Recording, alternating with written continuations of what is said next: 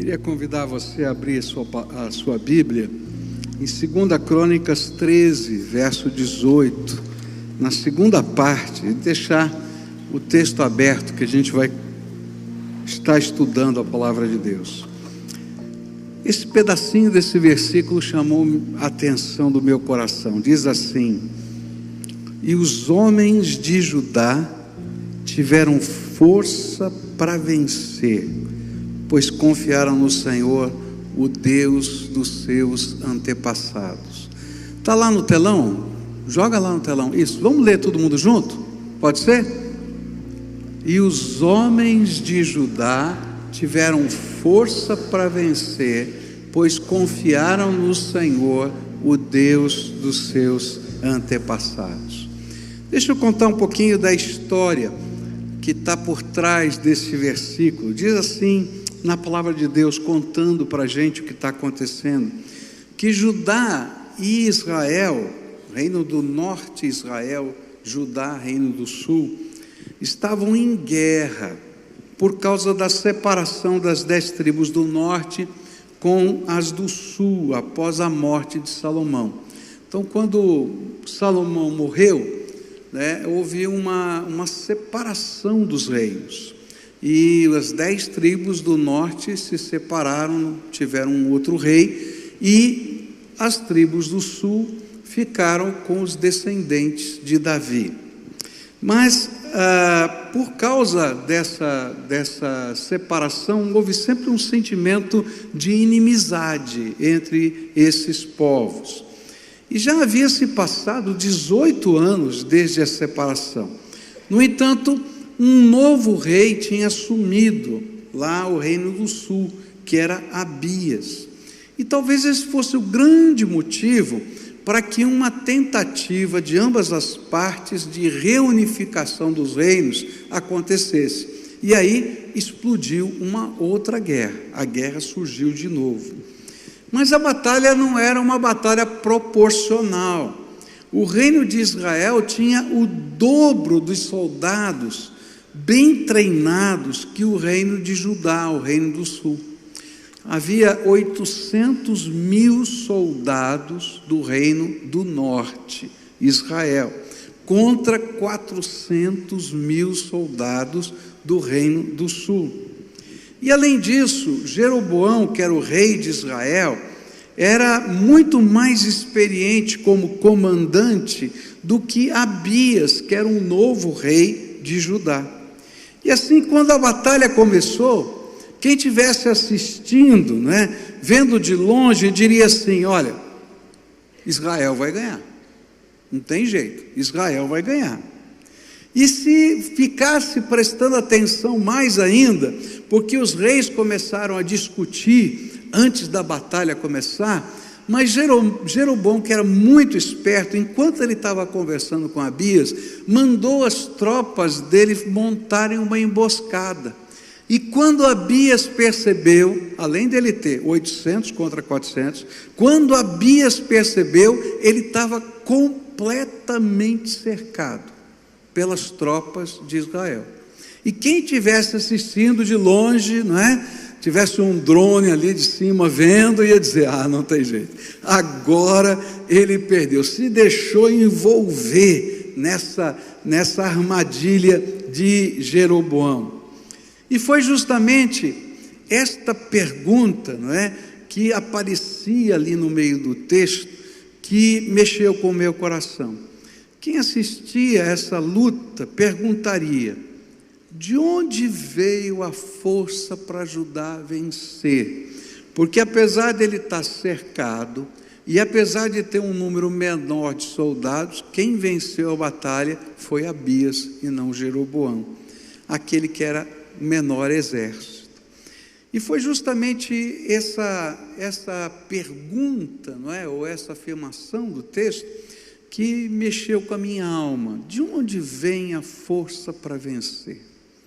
De onde vem a força para vencer quando nós temos que enfrentar as batalhas que aos nossos olhos já parecem perdidas?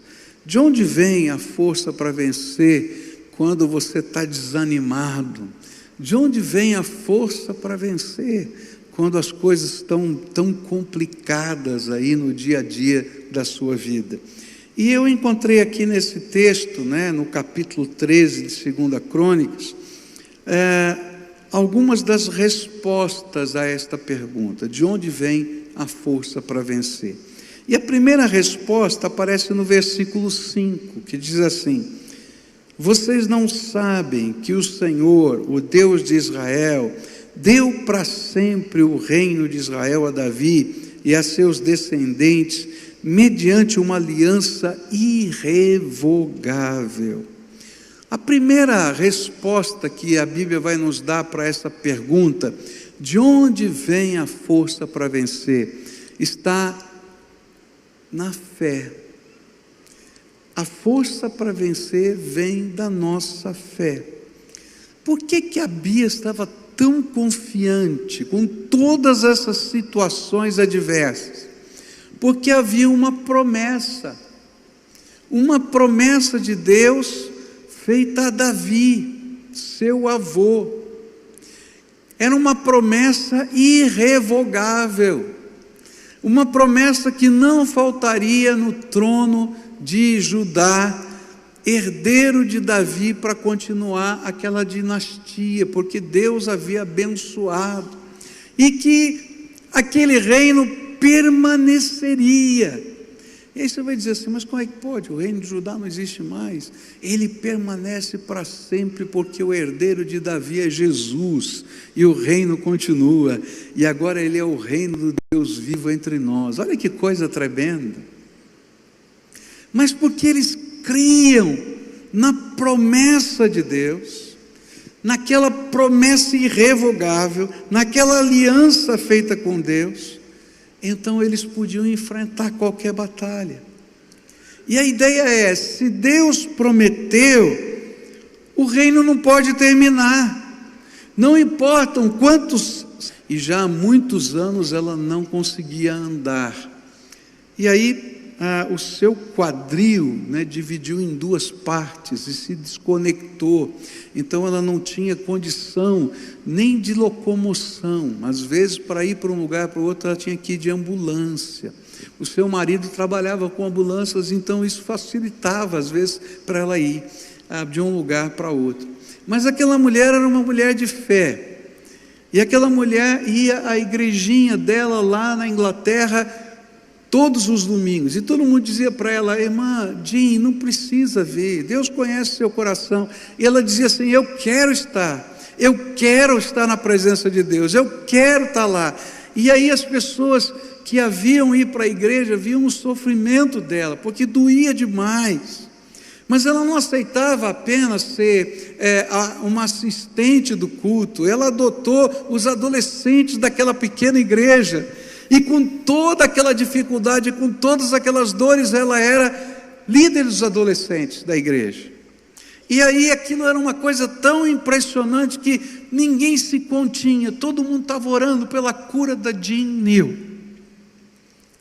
Bom, passaram-se anos, e aí um médico chegou para ela e disse assim: olha, nós temos uma possibilidade de fazer uma cirurgia, e essa cirurgia ela é de alto risco, porque ela já estava com comprometimentos na respiração, no coração e assim por diante. Olha, a cirurgia é de altíssimo risco, altíssimo risco.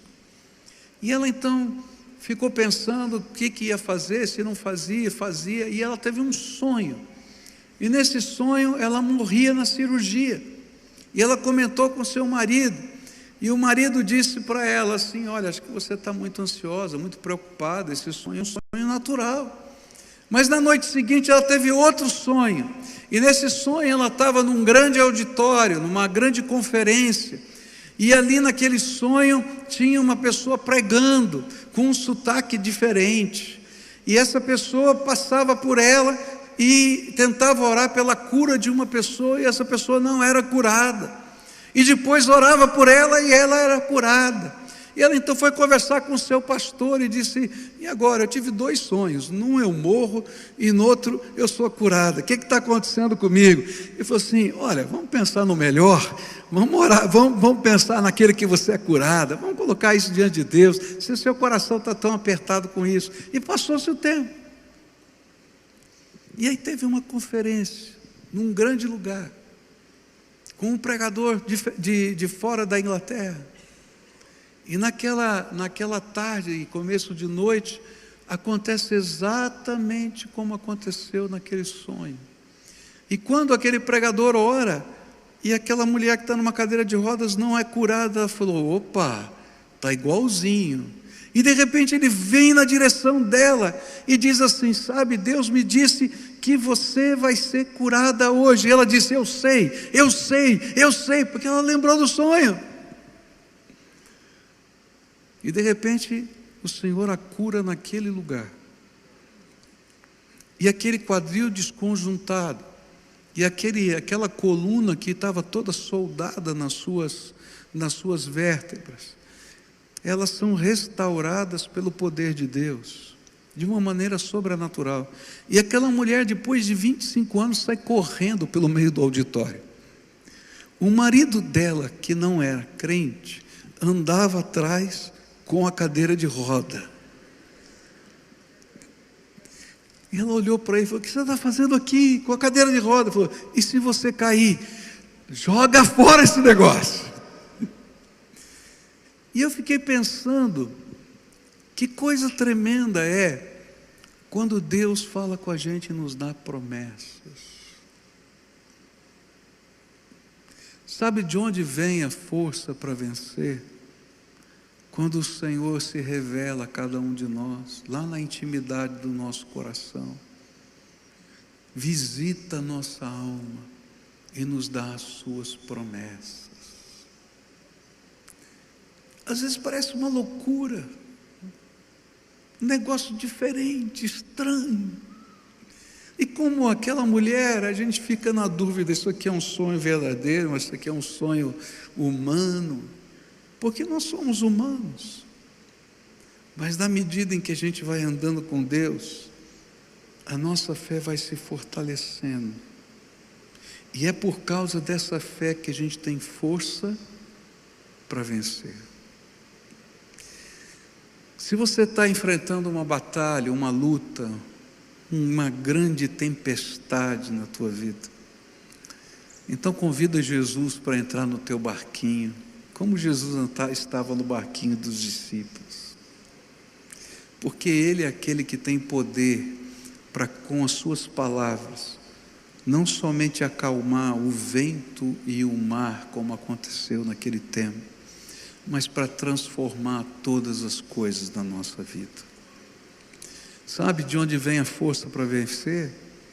Da nossa confiança inabalável no Deus que sustenta as nossas vidas. Mas eu fiquei pensando que esse homem fala uma segunda coisa aqui que tem a ver com fé. No capítulo 13, no versículo 12, ele diz assim: e vejam bem, Deus está conosco, Ele é o nosso chefe. Os sacerdotes dele com as suas cornetas farão soar o grito de guerra contra vocês. Israelitas, não lutem contra o Senhor, o Deus dos seus antepassados, pois vocês não terão êxito. Eu acho tremendo porque a gente não apenas tem fé em promessas, porque talvez viver o tempo todo somente olhando num futuro, fica difícil, a nossa fé esmorece. Quantos aqui já não viveram momentos de altos e baixos na fé? Não é verdade o que eu estou falando? Quando a gente só tem uma promessa, não é?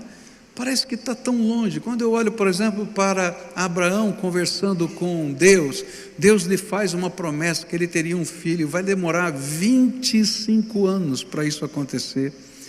E quando já tenha passado muito tempo, Abraão já estava duvidando da promessa, e o Senhor diz assim: sai da tenda, homem, sai da tenda, olha para o céu. E ele olha para o céu, e ele diz assim: conta as estrelas. Ele disse: não dá, eu não consigo contar. Assim será a sua descendência, porque você não vai conseguir contar. E Deus teve que ir realimentando a fé desse homem no meio das suas lutas. E olha, Abraão era chamado de o pai da fé. Mas há uma coisa aqui nesse texto que chama a minha atenção. É que quando a gente começa a caminhar pela fé nas promessas, a gente vai aprender a caminhar pela fé no comando de Deus. É interessante porque enquanto aquele povo de Judá tinha decidido colocar o Deus Todo-Poderoso como Senhor e comandante do seu exército, quem é que poderia vencê-los? Lembra desse texto? Se Deus é por nós, quem será contra nós? Quem poderia ser melhor comandante do exército de Judá do que o Deus Todo-Poderoso? Eu acho que Abias estava pensando assim, sabe, eu sei que eu não tenho experiência, eu sei que eu não tenho o maior exército, eu sei que eu não conheço todas as táticas militares que Jeroboão conhece, tanto é que ele foi cercado de todos os lados, mas eu sei quem comanda o meu exército, e quem comanda o meu exército é o Deus Todo-Poderoso. Eu sou só coadjuvante, Ele é o Senhor, Ele é o Senhor. E sabe, queridos, de onde vem a força para vencer? É quando na minha vida e na tua vida a gente tem convicção plena de que Jesus é o Senhor da nossa vida. E se Jesus é o Senhor da nossa vida, a gente vai estar na vontade dEle. E às vezes a gente vai estar olhando e dizendo assim: Senhor, eu não consigo entender, eu não consigo compreender. Eu acho que Abias, quando ele percebeu, porque a gente vai lendo o texto, vai vendo que ele está conversando com Jeroboão, enquanto isso está acontecendo, a cilada está sendo armada, e ele está naquela luta. Quando ele percebe, ele diz a Bíblia que ele grita, ele clama ao Senhor: Senhor, tem misericórdia, estou cercado. E aí ele diz para os sacerdotes: toquem a trombeta, porque a trombeta era um sinal de um chamado de Deus. Eu vou falar um pouquinho mais sobre a trombeta depois. Era um sinal de um chamado de Deus. E ele diz: agora nós somos desse chamado de Deus, dessa direção de Deus. E aí começa a batalha. Mas sabe, o que é que estava dando força para todos aqueles homens, inclusive para aquele rei? O comandante desse exército é o Deus Todo-Poderoso. E eu queria desafiar você a entender que na minha vida, na sua vida, a gente só vai ser vitorioso de verdade se o Senhor for o comandante de todos os aspectos da nossa vida. E eu quero dizer para você que é muito fácil na vida da gente a gente trocar o comando e trocar a esperança, especialmente quando está dando certo alguma coisa. Quando está dando certo alguma coisa, então digamos que você é um cara muito experiente nos seus investimentos, aí você começa a confiar no seu taco, aí o Senhor uma hora vai olhar de cima para você e dizer: você não entendeu nada, quem te sustenta sou eu. E ele fala assim: vou tirar a minha mãozinha de bênção de você. E daí você descobre que você não é tão bom assim. Começa a dar uma confusão legal. E que se não fosse a misericórdia de Deus de pegar você aqui outra vez, você quebrava. Você quebrava. Outras vezes, você acha que está governando bem a tua vida, do teu jeito, da tua maneira. porque afinal de contas você tem experiência. E olha, você faz tudo certinho como Jeroboão, até a cilada está montada. Mas se o Senhor não é o comandante da sua vida, você vai se deparar com gente mais capaz, mais importante, mais forte do que você vai levar uma trombada com a vida. Quando eu estava no seminário, eu cheguei no seminário muito orgulhoso, porque eu confiava muito no meu taco. Eu sempre me achei inteligente, e eu sempre tinha sido o melhor na classe, durante o meu ensino médio, etc. Mas quando eu cheguei no seminário, eu encontrei gente muito mais capaz do que eu. Tinha uns caras que eram, sim, gênio, negócio doido. E aí Deus teve que quebrantar o meu coração para entender que não é por força nem por violência, mas é pelo poder do Espírito que as coisas acontecem. Sempre vai ter alguém mais capaz do que você, mais inteligente do que você, mais hábil do que você. E se ele estiver em confronto com você, você vai perder. A menos que o Senhor Deus Todo-Poderoso seja o seu comandante. E aqui está a lição. Você quer entender a força para vencer? Então coloca a sua fé nas promessas de Deus, mas coloca a sua fé no comando do Senhor. E essa é a grande lição, é que a força para vencer nasce da nossa fé na direção do Senhor, das suas promessas que Ele mesmo nos fez, e permanece quando nós colocamos a nossa vida nas suas mãos e aprendemos a depender dEle para todas as coisas. E é tão tremendo, porque Deus nos surpreende. Deus nos surpreende. E os jeitos de Deus são tremendos. Nós vamos agora, dia 15 de fevereiro, para esse tratamento, né? Sabe quantas pessoas tem na frente da Cleusa para tratar? 2.000 pessoas. Foi um milagre ela ser aceita para ir dia 15 de fevereiro. E se eu pudesse dizer para vocês quantos milagres já aconteceram nesses últimos dias, que eu não consigo explicar. Esse sermão não é para você não, é para mim, viu? Eu estou pregando para mim. O Espírito Santo ministrou na minha vida, disse: olha, você quer força para vencer? Confia na minha promessa e confia no meu comando, e as outras coisas deixa que eu resolvo. E eu tenho que confessar para vocês que várias vezes meu coração ficou perturbado. Várias vezes eu tinha que colocar no papel essa semana tudo que eu tinha que resolver, e eu estava ficando doido. Aí Deus é tremendo, né? E Ele fala com a gente, e Ele disse assim: os preparativos sou eu que estou fazendo. Vê se você pode falar um negócio desse para mim. Mas esse é o Deus Todo-Poderoso que nos abençoa.